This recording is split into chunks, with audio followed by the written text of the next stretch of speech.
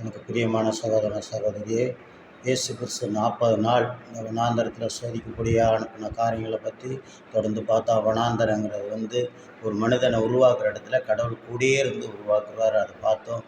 2வது அப்பத்தை குறித்து, பசியை இயேசு கிறிஸ்து பசி கலப்பத்தினால இந்த கல்லை அப்பமாக்கின்னு சொல்லி பிசாசு சோதித்தான்.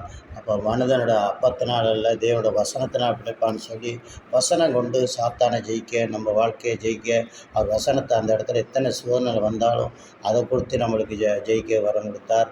அதுக்குள்ளே கற்றுக் கொடுத்தார். அது மாத்திரம் இல்லை, அடுத்த பிரகாரம் பார்த்திங்கன்னா, தேவாலயத்துக்கு கொப்பரையில் அப்படின்னா தேவனோட கோபுரத்தின் உச்சியில் போய் தாழ விழுந்து என்னை தேவதூதர்கள் உன் கால்களை ஏந்துவார்னு சொல்லி வேதத்தில் எழுதப்பட்டிருக்கிறதுன்னு சொல்லி அவன் சாத்தான் தந்திரமாக என்ன பண்ணான் பாருங்கள். அப்போ சாத்தான் உங்களை என்னை ஏமாற்ற வசனத்தை வச்சே நம்மளை கவுக்க பார்ப்பான்.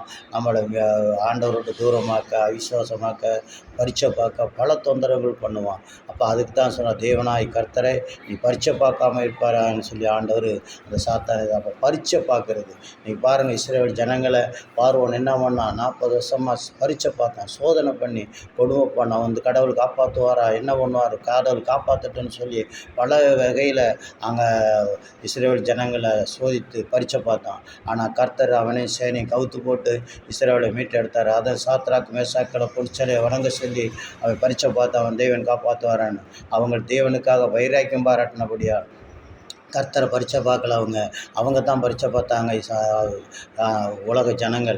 ஆனால் அந்த ராஜாக்கள் பரீட்சை பார்த்தாங்க. ஆனால் இவங்களோ அங்கே சோதிக்க முடியாகல்ல, என் சோதனையிலிருந்து விடுவிக்கிறேன், இயேசு என்னோடு இருக்கிறான்னு சொல்லி அவர் அக்கனி ஜுவாலை தூக்கி போட்டாங்க. கர்த்தர் காப்பாற்றினார். அதே பார்த்தா யோசேப்புக்கு பல சோதனை வந்தது.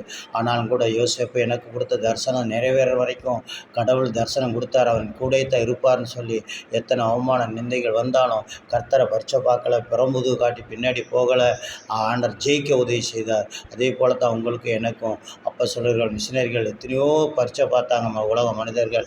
ஆனால் எதுலேயும் சுதந்திராதபடி கர்த்தர் கொடுத்த காரியத்தில் உண்மையுத்தமாக இருக்குன்னு சொல்லி அவங்க இருந்து ஜெயித்தார்கள். அதே போல தான் இந்த நாட்களில் நீங்களும் நானும் இந்த உலகத்தில் இந்த உலக பாடுகள், பாடுகள் வரப்போகிற மகிமைக்கு ஒப்பிடுதலுக்குன்னு ஆண்டவர் சொன்னார். இந்த உலக பாடு நம்மளை ஒன்றும் செய்யாது. நம்மளுக்கு நான் இப்போ மரித்தேன், இதோ சதாக்களை உங்களோடு இருக்கேன், உலகத்தை ஜெயித்தேன், நீங்கள் திடங்கொள்ளுங்கன்னாரு. நீங்கள் நான் இயேசுவின் நாமத்தில், இயேசுவின் வார்த்தையில் வசனத்தில் ஜெயம் எடுக்கணும். எத்தனை சோதனை வந்தாலும் கர்த்தர் பரீட்சை பார்க்கக்கூடாது. கர்த்தர் அன்பு கூறுற பிள்ளைகளுக்கு சகலமும் நன்மைக்கு ஏதுவாக தரும். கர்த்தர் உயர்த்தி முடியாக, ஏற்ற காலத்தில் உயர்த்தி முடியாக பலத்த கரத்தில் நம்ம அடங்கியிருக்கும் பொழுது கர்த்தர் உபதேசம் செய்வார். இந்த நாளை நீங்கள் நானும் உலக மனிதர் போல அவங்க கடவுள் காப்பாற்றுவாரா, நீ அல்லேலூயா கோயிலுக்கு போன இயேசுன்னு ஓடுனேன், இயேசு உனக்கு அதை தருவாரா இதை தருவார்னு கேலி கிண்டல் பண்ணி எங்களை மனிதருக்கு கேவலப்படுத்துவாங்க, அவமானப்படுத்துவாங்க. நம்ம சொந்தங்கள், பந்தங்களும், பிறந்த இடங்களும், வீட்டில் இருக்கவங்க கூட நம்மளை கேவலப்படுத்துவாங்க.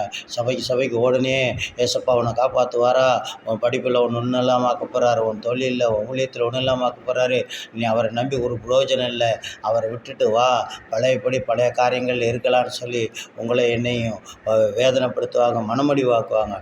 எத்தனை சோதனை வேதனை வந்தாலும் எனக்காக தேவன் சோதிக்கப்பட்டார், என்ன ஆண் பொண்ணாக விளங்க முடியாது எனக்கு சோதனையும் கூட ஆண்டவர் எனக்கு தப்பி செல்ல வழியும் செய்வார். நம்பிக்கை விசுவாசத்தோடு இருப்போம். கர்த்தர் பெரிய காரியங்களை செய்வார். எனக்கு பிரியமான ஜனமே, இந்த நாட்கள் இயேசு வனாந்தரத்தில் போய் எதுக்காக, இந்த உலகம் ஒரு வனாந்தரம் தான், கண் பார்வையில் உங்களுக்கு எல்லாம் இருக்கிற மாதிரி இருக்கும். ஆனால் எதுவுமே நம்மளை திருப்திப்படுத்தாது, எதுவுமே நம்மளை ஆசீர்வதிக்காது, எதுவுமே நம்ம நித்திய ராஜ மோட்சத்துக்கு கொண்டு போகாது.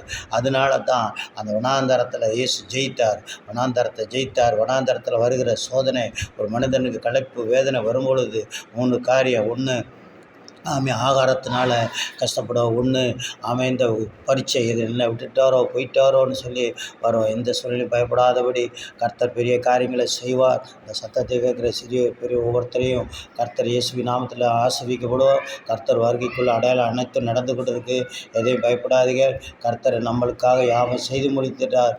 உலகமோ அழுது புலமோ என் ஜனமோ ஒருபோது வெக்கப்படாதுன்னு சொல்லியிருக்கிறார். வெக்கத்துக்கு பதிலாக என் பிள்ளைகளுக்கு இரட்டத்தை நான் ஆசீர்வாதம் தருவேன் இருக்கார். கல்வாரி இரத்தத்தை சரீரத்தை ஒப்பு கொடுத்த தேவன் மற்ற அனைத்தும் தராமல் இருக்க மாட்டார். அவரே நம்புவோம், அவரே சார்ந்திருப்போம், அவரே பாதத்தில் அமர்ந்திருந்து அவரே விசுவாச நம்பிக்கையோடு இருப்போம். தேவன் பெரிய காரியங்களை செய்வார். சத்தத்தை கேட்குற ஒவ்வொருத்தரையும் கர்த்தர் நாமத்தில், இயேசுவின் நாமத்தில் உங்களை ஒவ்வொருத்தரையும் ஆசீர்வதிக்கிறோம். இயேசுவின் நாமத்தின் நல்ல பிதாவே.